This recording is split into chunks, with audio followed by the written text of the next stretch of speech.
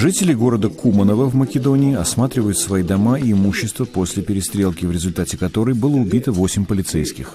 По словам властей, убиты также 14 боевиков. Инцидент произошел вечером 9 мая. 5 боевиков опознаны как граждане соседней республики Косово. В последний раз конфликт между вооруженными этническими албанцами и правительственными войсками вспыхнул в 2001 году. В Киеве сторонники украинской летчицы и депутата парламента Нади Савченко собрались на митинг, чтобы отметить ее 34-летие. Савченко находится в заключении в России с июля прошлого года, когда ее, как она утверждает, нелегально похитили сепаратисты на востоке Украины. Ее обвиняют в пособничестве в убийстве 2 российских журналистов на востоке Украины. Савченко отвергает эти обвинения. Надежда Савченко держала голодовку более 80 дней в знак протеста против заключения. В столице Молдавии Кишиневе жители отметили День Европы. Мероприятие организованное Европейским Союзом и некоторыми европейскими посольствами.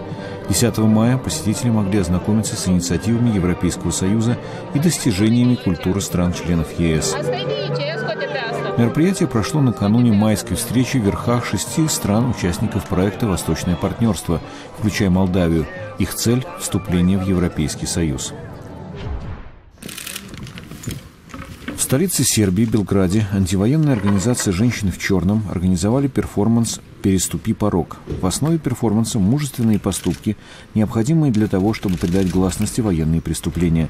Перформанс состоялся за 2 месяца до 20-й годовщины резни в Сребренице, в ходе которой армия боснийских сербов убила около 8 тысяч мужчин и мальчиков-мусульман.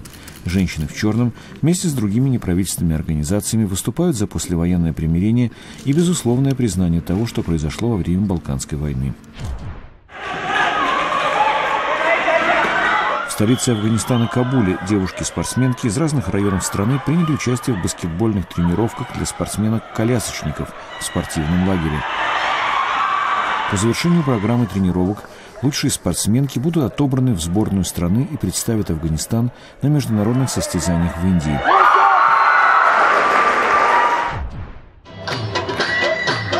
В Пешаваре, городе на северо-западе Пакистана, проходит 2-дневный фестиваль культуры, включая выступления музыкантов, танцоров и поваров.